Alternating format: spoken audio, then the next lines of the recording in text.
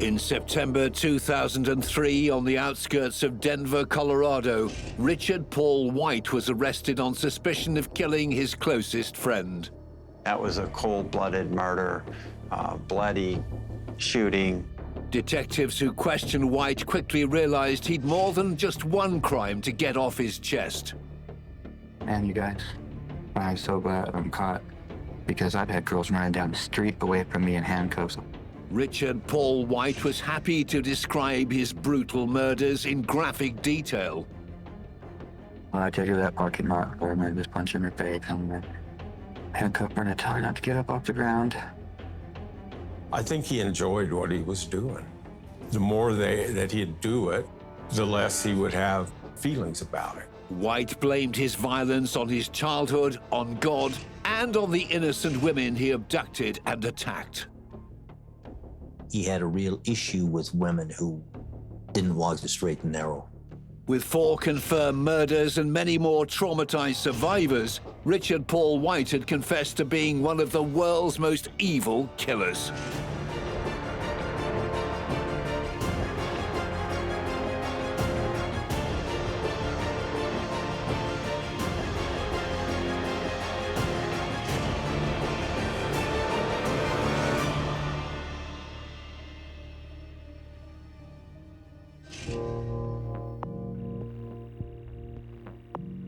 In September 2003, when Richard Paul White made his detailed and disturbing confession to Colorado detectives, it sparked a statewide search for the people he claimed to have killed. He gave us a very detailed description of what had occurred. Thinking about it the whole time. And it's like drive 5 hours with somebody in your car. He goes into detail about 2 bodies and where he's disposed of a third. He also maintains another 2 bodies have been dumped in a canal in La Junta. We had these bloodhounds from Douglas County come down and sniff. I can't tell you if there were 2 other women that he killed or if this is just something that he made up. Some of White's stories checked out, others may have been nothing more than fantasy. Joel Humphrey was one of the Denver detectives tasked with separating truth from fiction. There was no record that we could find of anyone being dragged to death behind a car. And of course, that is such a horrific act that there will certainly be investigative records about it. Investigators soon realized that both the crimes White committed and the ones he imagined were the product of an incredibly dark and twisted mind. This killer's story begins on the 29th of October 1972 in Denver, Colorado. Richard Paul White and his 2 younger sisters had a miserable childhood. Their mother and father's volatile marriage broke down when the children were still small. His parents got divorced, and then his mother took up with a drunken, abusive man who abused everybody, beat up his mother. Kids would see the beatings, and then he would force her to have sex, those kinds of things. Along with violence and neglect, White and his sisters suffered psychological torture at the hands of their stepfather. He would engrave the initials of the children onto bullets and then hold a gun to their head. That's sadistic, controlling, abusive behavior. White's role with his sisters was he was kind of the protector, and he would do anything to protect those 2 girls as they were growing up. White and his sisters did not enjoy a settled, stable childhood. He moved around a lot. I think he attended 23 elementary schools.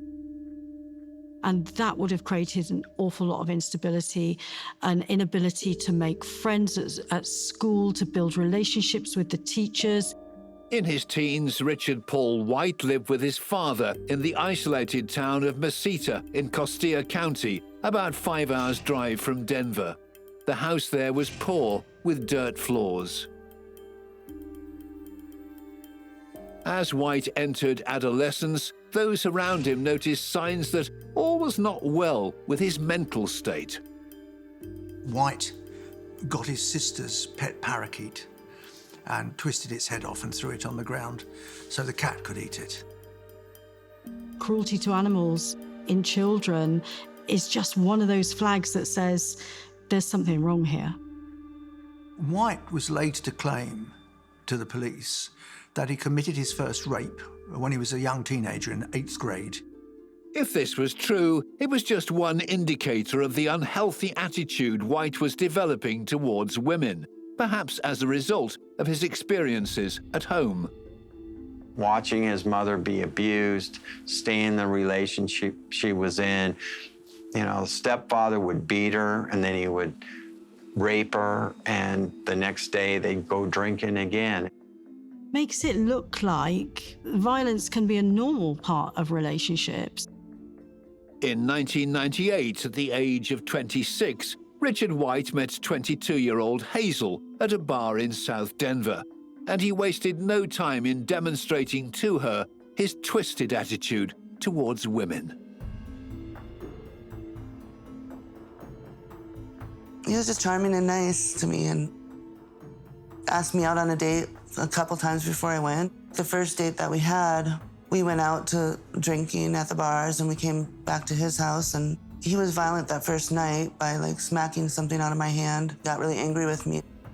But then the next morning he like drew me a bath and got me flowers, which is, I guess, kind of a typical thing for abusers to do, but I didn't know that at the time because I'd never been in an abusive relationship. So I forgave him and we kept on dating. Hazel moved in with White, whom she called RP. When I moved in there is when the abuse got worse and the control. And it was a very abusive relationship. He would beat her. I thought that it was just like a one-off thing. Maybe he's just got angry and it won't happen again. But it continued to happen and escalated to the point where, you know, if I left him, he was threatening to, you know, kill my family or do something to my dad or my sister. I was scared to leave. He probably would have absolutely meant that. But it tells us what a controlling individual he is. He sees relationships as something he is an owner of. Control and violence became part of Hazel's daily life. It was pretty much an everyday thing that he beat me.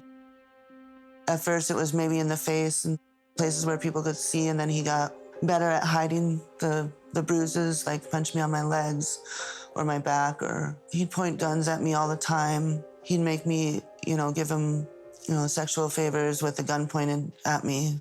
He raped me over and over, too. In 2002, the couple moved into Hazel's father's vacant house in North Denver. 4 years into the unhappy relationship, Hazel was doing what she could to cope. I was smoking pot so that I could block out what was going on in my life and drinking. He drank a lot. Usually he was a little happier when he was drinking, but sometimes it would escalate. At that point, I was working from like 5 a.m. to 5 p.m. and then going to college until 11 p.m. just so I could be away from the house as much as possible. Hazel's fear of her boyfriend was made worse by his obvious fascination with violence and murder. RP used to read a lot of books about serial killers. That was kind of a hobby of his. He'd like to learn about the specifics about how they got away with it. When he would read them or tell me about them, he always had this look in his eye that was really scary. He was obsessed with one particular awful film that had been banned, in fact, and he used to make Hazel watch this film. It was awful. I hate watching that. Maybe think about what kind of person he was or what kind of person would listen or watch those kind of things. White also revealed to Hazel that he'd given more than a passing consideration to the practicalities of getting away with murder. He would tell me about how he thought it would be so easy to pick up people who, like prostitutes, who didn't have family members looking for them, or, you know, no one would miss them. And he could do whatever with them. He would kind of have this excitement about him when he talked about it. Though Hazel was terrified of White, she never suspected that his fantasies might become a reality. In January that year, a young woman whom we're calling Tracy went missing from East Colfax Avenue, less than 3 miles away. She was the mother of 2 children. She lived with her grandmother, and she was last seen at a bus station on Colfax. The disappearance of 25-year-old Tracy, who was blind in one eye, left a hole in her family's life, especially her young children. We had a little girl that wanted to know what happened to her mother. She thought she'd been abandoned by her mother, that her mother had just left town, didn't care about her birthdays, didn't care about ever seeing her again. In the late summer of that year, another woman went missing from the same stretch of highway. Victoria Tarpon was a gal that lived in Denver on East Colfax with her sister. East Colfax is the longest street in the United States. The portion that goes through Denver has deteriorated. It has deteriorated to the point that it is a place you would not want to go. It is prostitutes, people purchasing drugs, and people selling drugs. Victoria Turpin was from Salt Lake City. She had a criminal history. She was working as a sex worker. She went out, told her sister she was going out for cigarettes, but she decided then that she had the opportunity to make some money. As the mother of 2 approached a potential client, a woman she knew, a fellow sex worker, warned her not to go. She advised Victoria Turpin that the individual that was picking her up had a reputation among the sex workers for being violent. She was willing to take that risk in order to get the quick money so she could buy drugs. She never came back. Victoria was last seen on the 29th of August, 2002. She failed to turn up to her 33rd birthday party in September. Victoria's sister reported her missing, but in reality, it was not unusual for Victoria to disappear from time to time. The sex workers in Denver would frequently go missing, or do frequently go missing, and it attracts no attention. It is part of their lifestyle that they may disappear for a while. They may find another area to work. They may find an individual to live with, may be arrested and incarcerated. The other people that they work with are not particularly concerned about this because it is such a regular fact of life. Less than a month after Victoria Turpin got into a client's car and vanished, another woman disappeared in similar circumstances. Annalicia Gonzalez was picked up at Colfax and Pearl. She was 26 years old. She had had a very troubled life. She was certainly loved by her family. She met people that introduced her to drugs. She became a drug addict. And then she turned to prostitution to find a means of getting the money for drugs on a regular basis. After a short stint in prison and a month in rehab, in the summer of 2002, Annalicia moved in with her mother and tried to stay clean. But then in August, she told her mother she was going to go out and party. Just weeks after returning to a life of drugs and sex work, Annalicia Gonzalez seemingly vanished into thin air. Her sister became concerned after she spoke to her on September the 9th and then never heard from her again. There were things like birthdays and things like that that her mother would not have thought she would have missed, and her mother was concerned she was missing. While the families of the missing women hoped for their safe return, in the autumn of 2002, in a house just a few miles away, 26-year-old Hazel was in the process of breaking away from her abusive boyfriend, Richard Paul White. Finally, I got the courage to talk to people about it, start talking to people about his abuse. I called the safe house here in Denver, And then I told my dad about it, and I told RP that I had told these people. I think he was worried of being found out that he was an abuser. And finally he said that one night if I didn't want to be with him, it was okay, that he would leave. It was not a clean break. For months, White refused to leave the home they shared, a house which belonged to Hazel's father. He didn't have a place to go. He didn't have a whole lot of friends, and he didn't have a job at that time anymore. And when he left, he kept calling me. He was calling me at work. He was calling me on my cell phone, at home. I had to get a restraining order against him. But by May 2003, Hazel's ordeal at White's hands appeared to be over. He stopped calling and stopped making threats. While Hazel attempted to move on with her life, White appeared to have stalled. I think RP was staying with his sister some of the time and also was just homeless. Might have been staying in his car. He didn't really call me. Hazel heard nothing of her ex-boyfriend for 4 months. Then one evening in September 2003, she learned that one of White's only friends, Jason Reichart, had died unexpectedly. Jason Reichart worked at a printing company with Richard White at one time. Their friendship began there. White met Jason in the late 1990s at a print shop in Denver. He introduced his friend and co-worker to his then-girlfriend, Hazel. We hung out with him. We'd go over to his house and hang out and drink and, have barbecues and stuff like that. Jason was a really sweet and giving man. He was fun to be around. He was always nice to everyone. I've never seen him in a bad mood or be rude to anyone. I know Jason was close to his family. He owned his own house and he had a nice truck and, he was friends with his neighbors. He had a good job. When Richard White left the printing company, the friends stayed in touch. In August 2003, White turned up on Jason's doorstep in Aurora, a city just outside Denver. He was now single and jobless.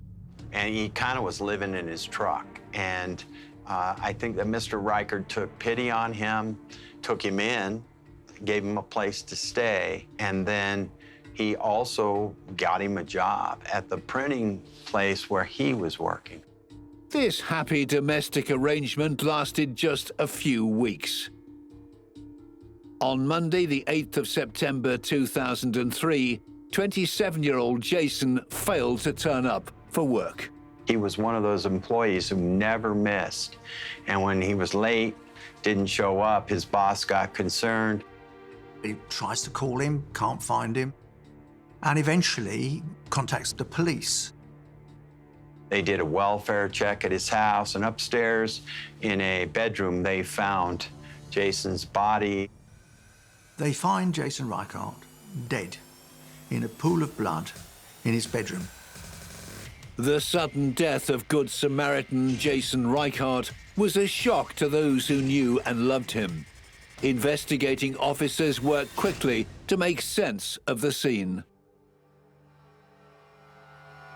He was shot in the forehead, one shot right in the middle of his forehead. He was shot with a pistol. The pistol was there, still at the crime scene. And at one point there was a question, was this a suicide or was this a homicide? But there was no suicide note, no shell casing, nothing. What is also significant is that his car, his Dodge car, is missing. Things like credit cards, ATM cards, those kind of things were gone. Things had been wiped down. There had been an attempt to hide things like fingerprints on the doorknobs, that type of thing. So there was some indication that it was possibly a robbery. There was no sign of Jason's temporary housemate, 30-year-old Richard Paul White. The following day, local media reported Jason's death as a potential suicide. Hours later, however, White's sister contacted the Aurora Police Department with a different story. White's sister knew it wasn't a suicide. White had told her it was an accidental shooting, that he had killed Jason while they were inspecting the gun. And so she took him to a place in the pine forest. He told her he was going camping there, but he was really hiding out, trying to avoid being arrested. It didn't take him that long. I think it was a few hours before they captured Mr. White. Back at the Aurora police headquarters, Richard Paul White stuck to his story that Jason Reichart's death had been an unfortunate accident. He initially stated that they were cleaning pistols and that it was an accidental discharge. He cleaned his bread, I cleaned mine and cloth. 1 minute we're sitting there talking, laughing, and the next minute he got a hole in the door. White insisted he had no reason to want his friend dead. You know, here's Jason, and Jason had helped me out. He'd let me sleep on the couch. He helped me get a job. You know? He was my only friend. I did not mean to kill him. The question in that investigation is whether that gunshot was fired by accident or whether it was fired deliberately. There were a number of inconsistencies. He initially stated it happened in one room. He later changed that to stating that it happened in another room. Homicide detectives interviewing White did not believe his story of the gun going off accidentally, especially when he told them what he'd done immediately after Jason's death. I jumped in his truck, and his other car was in there. I went to an ATM machine and took out $240, and then I ran around, picked up some hookers. White had used Jason's money to cruise the red light district of East Colfax, picking up 3 different women before he called his sister and went on the run. This was a robbery. He was taking advantage of somebody who had helped him out, and he killed him. And then he took his belongings, he took his money, took his truck. Clearly was not an accident. As Aurora detectives probed Richard White's story to get to the truth, they had difficulty keeping him on the topic of Jason Reichart. On several occasions, he interrupted them and said, "I've done this before. Don't you want to talk to me about the other ones? I could give you the world. I could make your day." And finally, they told him, "Okay, we'll talk about the other ones." When the police officers finally allowed White to expand on his claims, nothing could have prepared them for what he had to say. He tells the police he's killed at least 3 times. He also admits to abducting, torturing, and hurting other women as well. Can't stop doing things. I can't stop cruising the backs. I can't stop. I need this to stop. I either need to die or to be away forever. Richard Paul White told the police that he'd been abducting sex workers from Denver's East Colfax Avenue. In horrifying detail, White outlined his murderous routine. He stated in each case he picked up his victims off the street.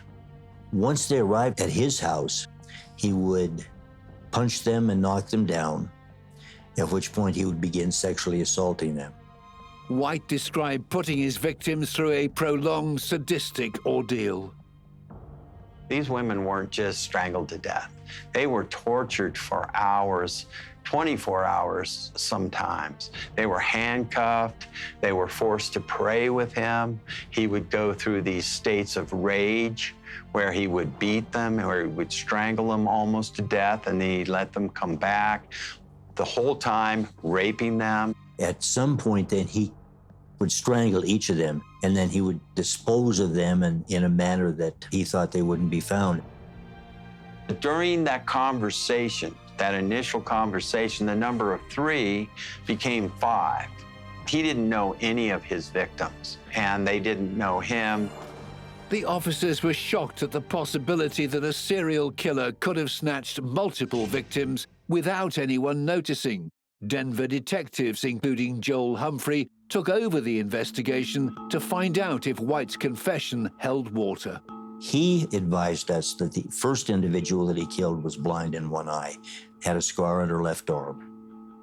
He stated that he had abducted her, taken her to his house. Originally, his only intention was to rape her. He stated that first it was desire, then it was power, and then after he had raped her, he became concerned that she would inform the police about that, and out of fear, he killed her. White told detectives he'd committed his first murder in January 2002. He said he'd then driven the young woman's body 280 miles to Costilla County, where he'd once lived with his father. He left her body in a shallow grave in the remote desert. He did that with the intention of her body being eaten by animals. Southern Colorado in that location is not a lot of people. Nobody's going to go hiking over her body or that kind of thing.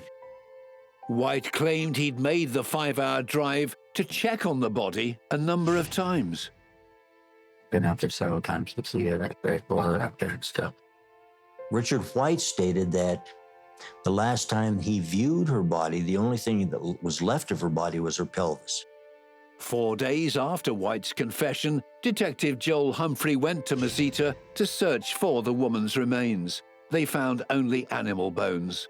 Still having no idea if Richard Paul White was a serial killer or a fantasist, investigators set out to verify another of his claims.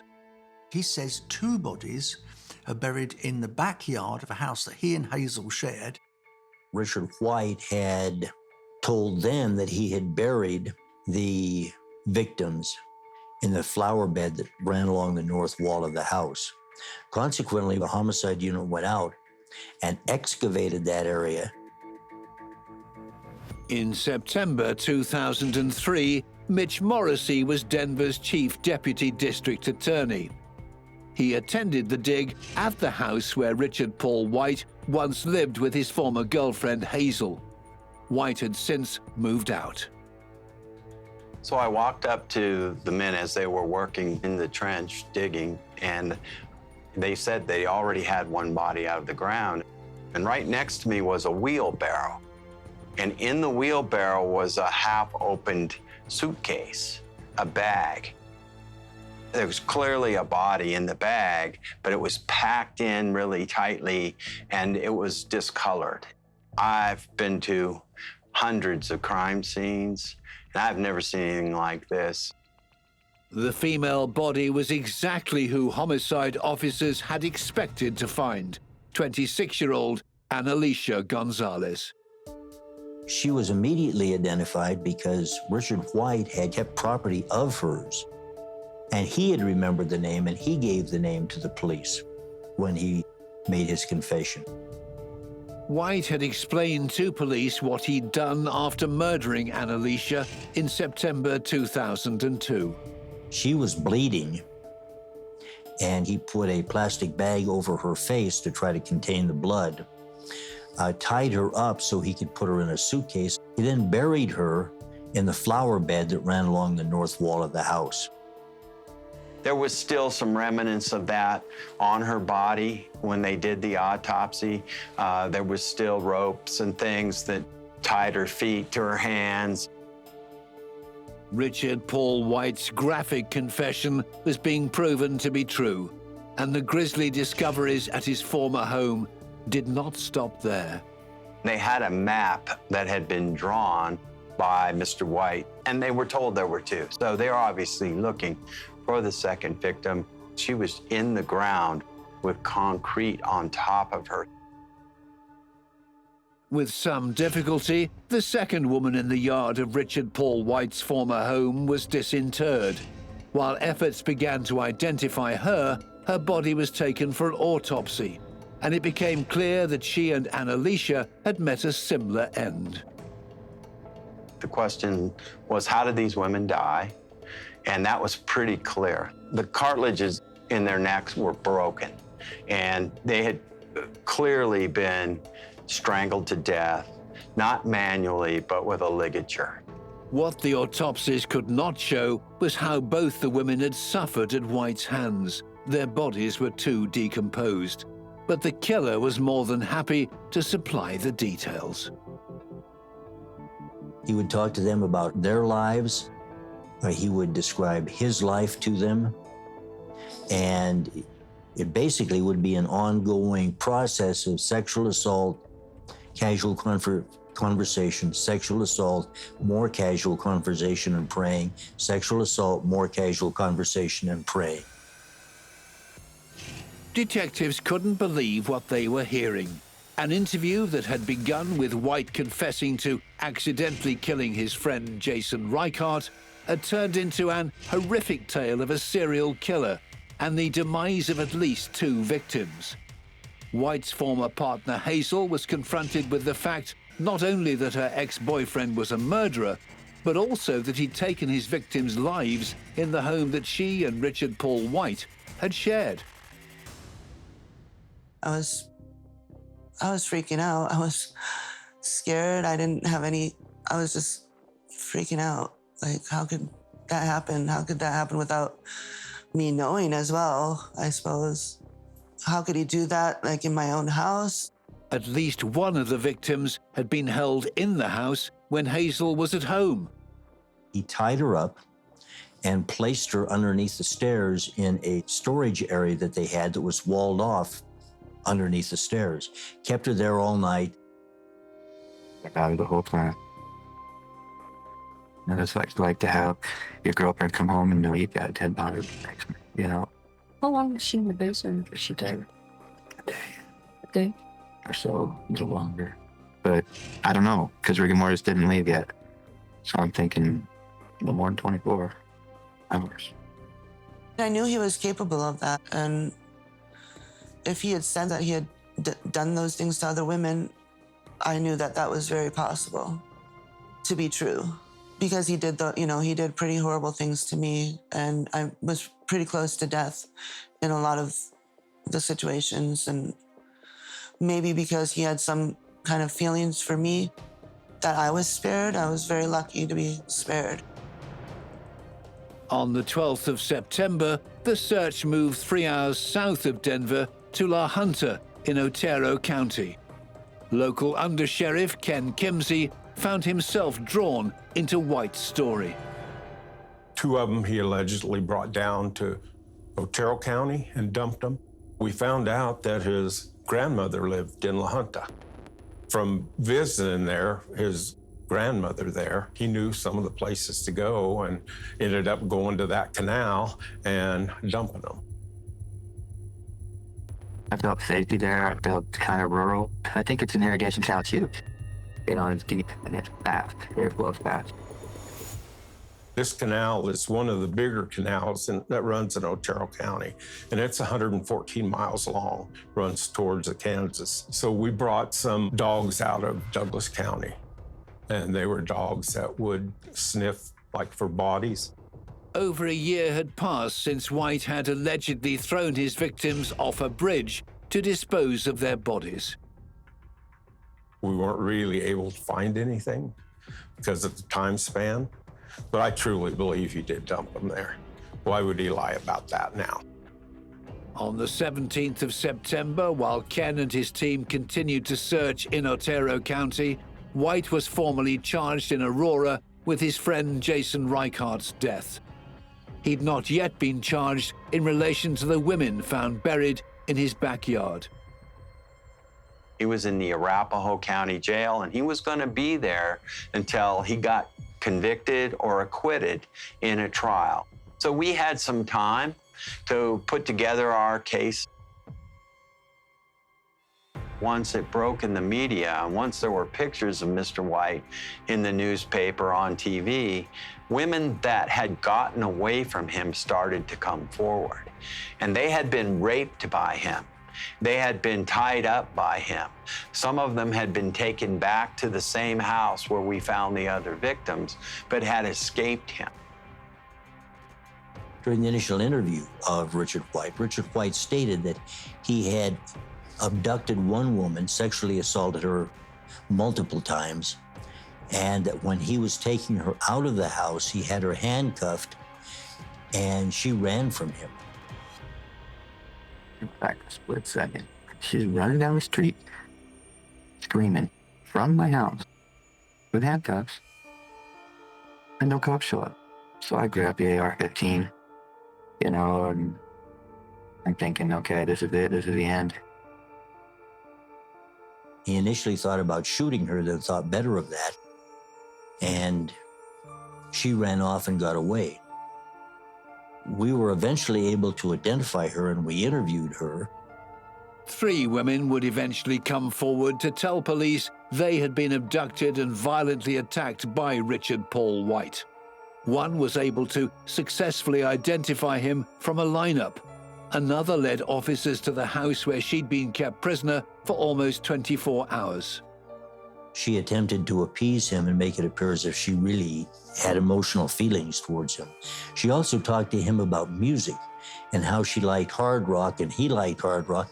After the multiple sexual assaults concluded, he drove her back and dropped her off and she survived. In White's interview with police, he said that God would often determine the outcome for the victims. Said we have to pray together because if 2 people come together in God's name, he'll listen. I told her I was going to kill her. She was terrified. You know, she went straight to heaven because we prayed. We prayed before I killed her.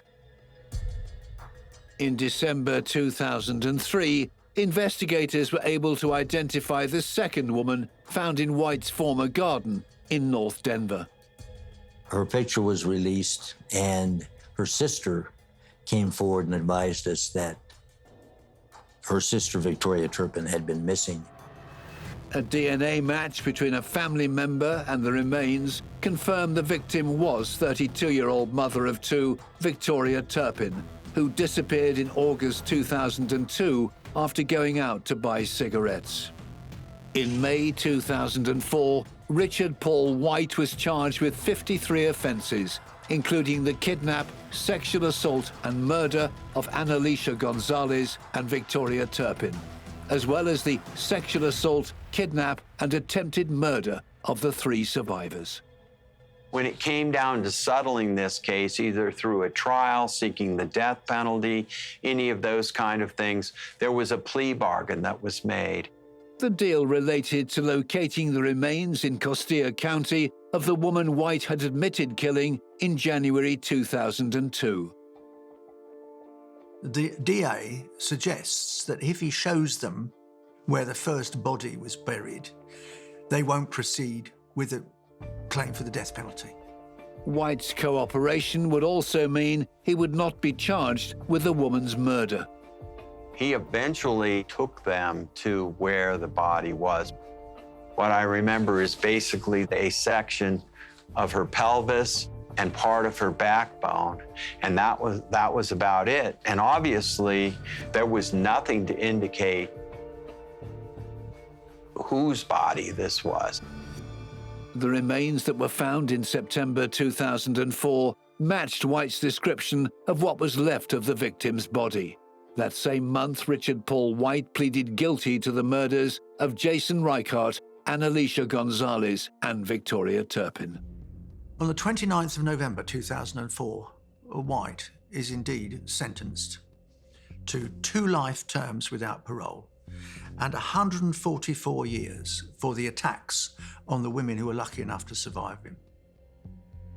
In early December 2004, he's given life without parole for the murder of Jason Reichart. Richard Paul White will spend the rest of his days at the Supermax Centennial Correctional Facility in Fremont County, Colorado. It was just a sense of relief, I guess, knowing for a fact that he would never be out. He did write me a letter and almost mockingly told me that, I don't even like saying the word, but he said, "I'm sorry, I killed those hookers in your house and buried them in your yard." He might have written the words down, but I know he wasn't sorry.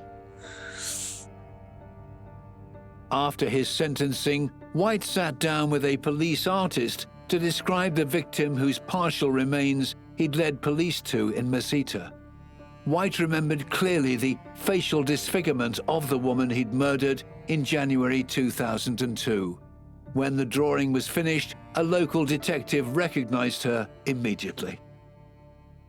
He looked at the composite and he goes, I know who this woman is. This woman was an eyewitness to a homicide that I had about 6 years ago. He figured out her name. They were able to go back to her family and contact her children, contact her grandmother, and she had been missing for all that time. The body was confirmed as Tracy, the mother of two who disappeared from East Colfax early in 2002. With this final identification, there was some closure for the women's families, as well as for Hazel, who had to process what her sadistic ex-boyfriend had done right under her nose. I just felt horrible for those women and their families, and remembered how he said that no one would ever miss them or know that they were gone. But obviously people do, and their families did. We contacted the families later on and did like a candlelight vigil, and the families came over to the house and they were able to light candles for them, which was good. While White's surviving victims continue to try and make sense of his devastating crimes, the killer himself has expressed ambivalence, saying that while he feels anger towards sex workers, he also feels sorry for them. He expressed remorse. He described himself as an evil person. And he stated that God was telling him to commit these crimes. I don't deserve to be alive. I know that. There's something wrong with me. Serial killer Richard Paul White's worldview was dominated by ideas of good and evil, people who were worthy of respect and good treatment, and people whose lifestyle meant they were deserving of brutality and pain. This belief, along with his own sexual deviancy, led to White torturing and killing at least 3 innocent women, and likely even more. White has never explained why he shot dead his friend Jason, but with 4 confirmed murders and many survivors who suffered at his hands, there is no doubt that Richard Paul White is one of the world's most evil killers.